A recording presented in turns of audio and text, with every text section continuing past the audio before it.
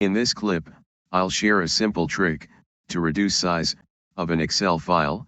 First of all, I'll share some ordinary actions that maybe reduce size of an Excel file, like removing conditional formatting, performing paste special values on unnecessary formulas, clear formatting like border, cell color, text style and so on. Unhide hidden columns, rows, and sheets, then delete it. These actions may help you to reduce size of your Excel file. Now here, I creating an Excel file to share my trick. Now input row data. Copy cell and paste on entire column. Now save file.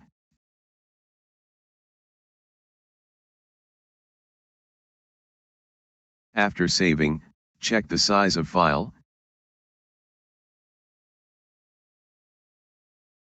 Here you can see, it's about 5.42 MB. Now if I want to reduce size, so what should I do? Here, you can see, there is no formatting, like color cell, border, or text style, no hidden columns and rows, no formulas, no conditional formatting. So if now, I want to reduce size, how should I do? I just change, file format, go to file, then save as, select location, then change file format, Excel workbook to Excel binary workbook, then save, close the file. Now go to file location, and check size of both files, old one and new one, by properties, to check the difference between both.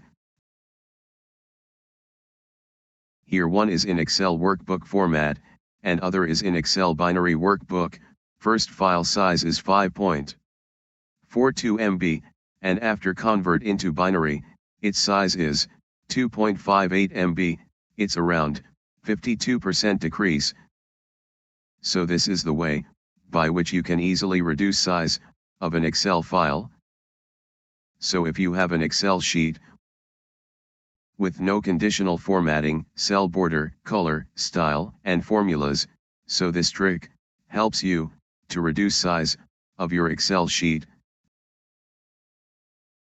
Just change format and save as in Excel binary workbook.